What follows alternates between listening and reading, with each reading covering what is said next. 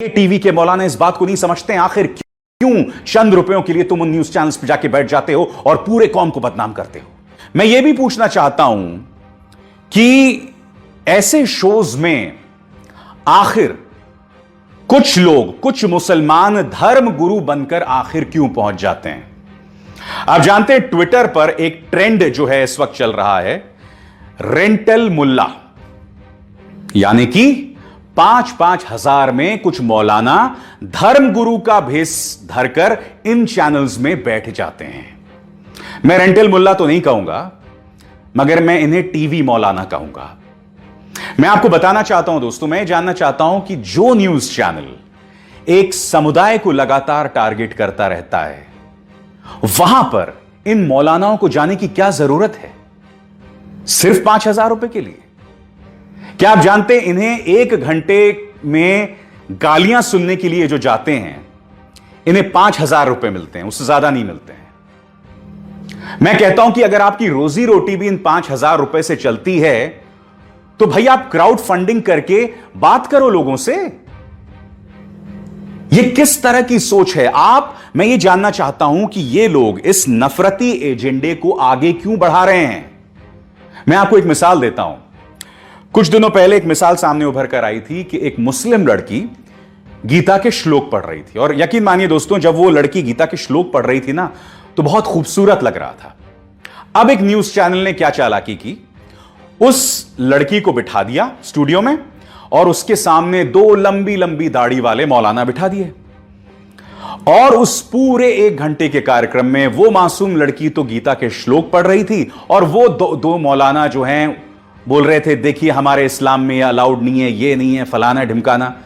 अब आप सोचिए, ये तस्वीर जब दिखाई जाती है तो इसका क्या फर्क पड़ता है आम जनमानस पर। उन 2 मौलानाओं को वहां जाने की क्या जरूरत थी। यही तो एक खूबसूरती है ना इस देश की, जहां मुसलमान गीता के श्लोक पढ़ सकता है, जहां एपीजे अब्दुल कलाम को हम अपने माथे पर, हम सराखों पर बिठाते हैं, जहां आज की तारीख के 3 बड़े सुपरस्टार्स तीनों मुसलमान हैं। यही तो खूबसूरती है ना इस देश की। मैं आज इसलिए बता रहा हूं क्योंकि इन्हीं न्यूज चैनल्स पर जब पालघर लिंचिंग को हिंदू मुस्लिम बनाने की कोशिश की जा रही थी, ये टीवी मौलाना वहां जाकर बैठ जाते हैं। आखिर क्यों?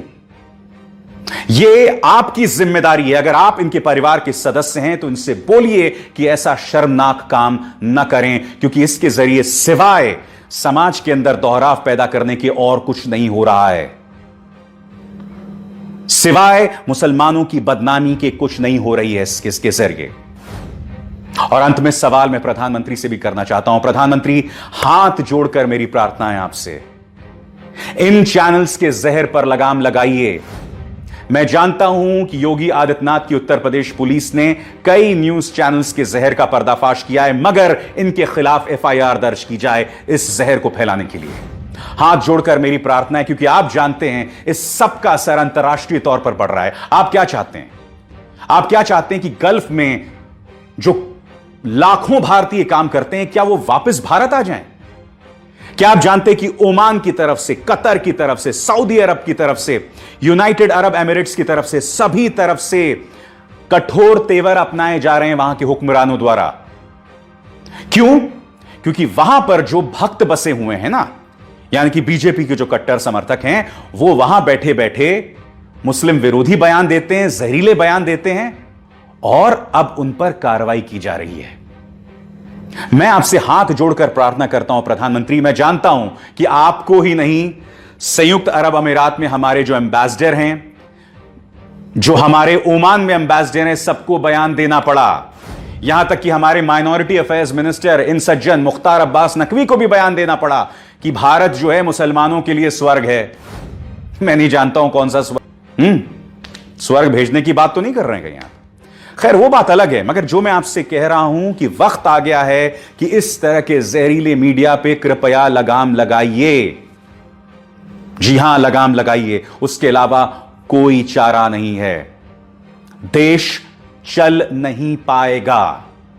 हम मजबूत हैं, हम एक हैं, हम बिखर नहीं सकते हैं, मगर घुटनों पे चलना कोई चलना नहीं होता है।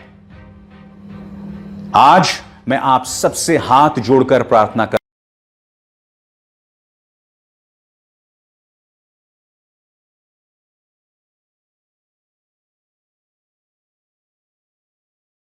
कर रहा हूं एक पत्रकार होने के नाते नहीं, बल्कि एक इस देश के एक नागरिक होने के नाते, कि कृपया इस जहर को अपने मन, अपनी आत्मा का हिस्सा मत होने दीजिए, क्योंकि इससे कोई एक समुदाय को नुकसान नहीं पहुंचने वाला है, पूरा देश इसमें डूब जाएगा। भारतीय जनता पार्टी के ये नफरती नेता बाज आए, जिन न्यूज चैनल्स का मैं जिक्र कर रहा हूं ये लोग बाज आए, क्योंकि जिन न्यूज चैनल्स पर ये एंकर्स काम करते हैं, तुम्हारी भी बच्चे हैं, तुम्हारे भी बच्चे स्कूल जाते हैं। आप क्या चाहते हैं? कल्पना कीजिए, आप लाइन लगाए एक सुपर स्टोर के बाहर खड़े हैं, आप अपनी रोजी रोटी के लिए गए हैं, आप चावल अनाज वगैरह लेने गए हैं, आप लोग सब खड़े हैं, और अचानक ऐसे ही जहरीले प्रोपेगेंडा के चलते वहां पर दंगे छिड़ जाएं। बताइए, इसका जिम्मेदार कौन होगा? खैर, यह बात मैं अपनी हर शो में करता हूं, मुझे लगता है कि कोई फर्क नहीं पड़ता, मगर मुझे भी वाकई इस बात का थोड़ा सा भी फर्क नहीं पड़ता कि आपके कान में जूं तक नहीं रेंग रही है, क्योंकि मैं अपनी आवाज इसी बेबाकी के साथ बुलंद करता रहूंगा। जय हिंद।